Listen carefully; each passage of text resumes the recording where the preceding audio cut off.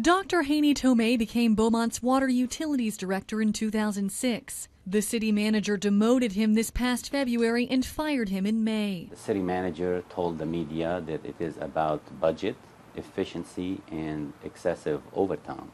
But Tohme believes it was about something else. I had a conversation with him that is recorded, and he told me personally, with people that were in the room, and I quote, "It's not about the overtime budget.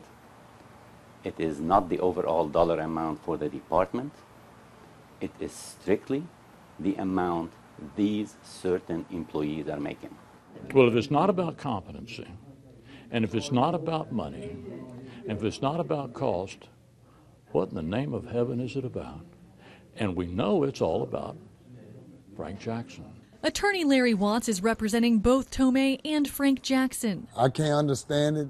I don't know why I was singled out. Frank Jackson worked for the city for 29 years. He was a licensed general foreman. He says the city manager targeted him by forcing Tohme to cut his overtime. Jackson ended up retiring. I don't think I was dealt fairly, because this was my life. I spent a lot of time away from my family, taking care of the city. Tohme says in order to cut Jackson's overtime, the city had to hire 3 foremen. Frank's overtime was about $40,000 a year.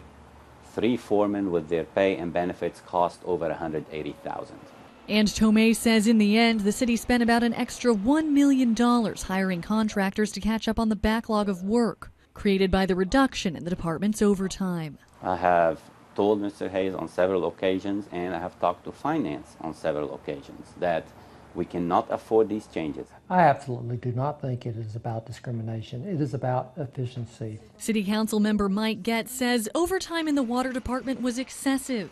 You should only incur overtime expenses for extraordinary circumstances, for when you have emergencies.